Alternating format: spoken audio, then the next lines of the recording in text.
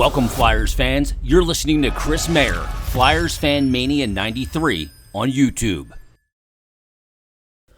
All right, so the Flyers lose 6-3 to the Red Wings. Game was actually a lot closer than you'd think because the Red Wings were able to pot 2 empty netters in this one. And, look, since the deadline and since there was a handful of moves, obviously you kind of expected there would be some changes in the lines, and the Flyers had different line combinations as Kevin Connaughton at one point in line rushes was ran as the 1C in this game, and that was just a placeholder spot that wasn't actually going to happen.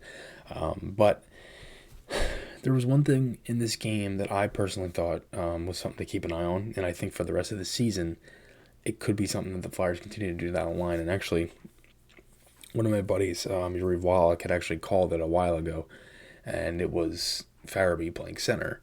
And at this point, we've seen the whole thing with Frost, and you've seen the whole thing of, like, what they like at center, what they don't like, and him just being more effective at the wing. And at center, he's still trying to, I guess, kind of figure it out a little bit. I personally feel like in that area, he's being a little bit overcoached. But if you were to look at it on the other side of things, it could be considered that maybe Frost has to do a little bit more. And I think that could be fair as well. So I think there's two sides of that. Now, Farabee, on the other hand, it's a smart decision because we already know Farabee is very good defensively. We've seen that. He's also obviously proven it offensively. And again, it's not really surprising that they did this. So in the third period, you see Farabee get more shifts at center.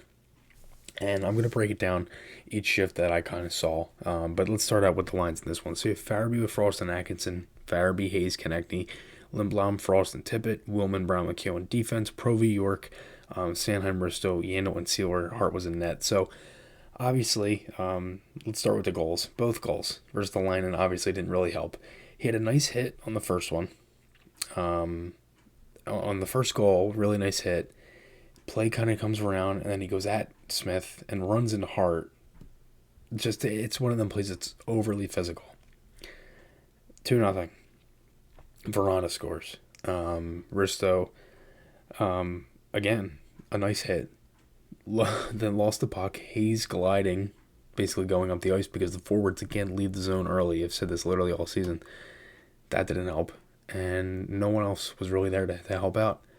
And it's just one of them things where it's like, Keith Jones had said it, basically right when the goal happened, that Hart had tapped Risto on the shin pads, like, it's okay, we'll get it back. And obviously not the greatest start for him. This is, I haven't really loved his play since he got re-signed. I don't think he's been overly attractive. Like, he hasn't really done anything that's great. That's really caught my eye. He doesn't really done much bad that's caught my eye besides obviously tonight. But after those 2 goals, I thought he had a better game. I didn't think he did anything really crazy. Obviously, the 4th goal wasn't too much of a help with that pair. So that pair had a rough night. But the Provorov-York pair I thought had a good game. So I guess it goes hand in hand. I don't know. If you want to look at it that way, you can. If you want to look at it differently, go ahead. Because obviously the Sanheim versus the line and pairing, it's everybody has mixed opinions on it, especially Ristolainen. So Flyers go down 2-0, and Raymond scores in the third to open it up at 3-0, and it's like, okay, here we go again. Flyers answer right back, though. Farabee scores a 3-on-1 off of a turnover, basically a 3-0. Really nice goal. Flyers were battling. They had chances. I thought they had a great second period.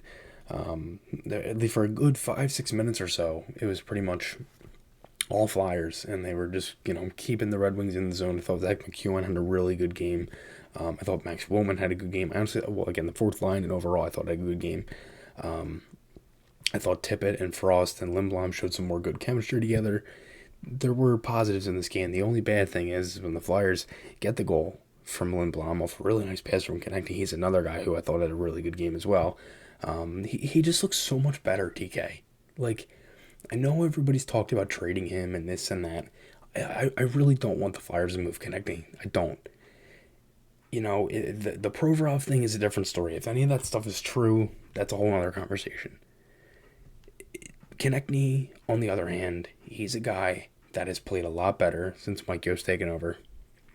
It's, again, they say it, people said it, it's worrisome when a guy isn't getting chances.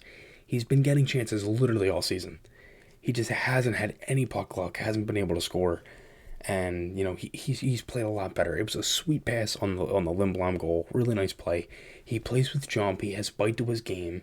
He plays where he tries to get himself hyped up, and there's things like that I think Konechny can still build on, and he's still young enough where he can get that. And obviously when everything's going well, everybody looks good and things like that. But when everything's going bad, everybody looks bad. So it all goes hand in hand. But again, I think he had a really good game. But there's different things there. But getting into Farabee in the third, so the Flyers in the first period, you had Frost to go out on that line with Van Riemsdyk and Atkinson. This is to start the game. They actually double shifted Frost at center, so he played the first 2 shifts of the game. Farabee actually played both shifts, but he started the first shift at wing, then went to center. Didn't take any face-offs until when the Flyers got the third goal. So he takes his shift to center, had a nice outlet pass, wings ended up icing it. Change.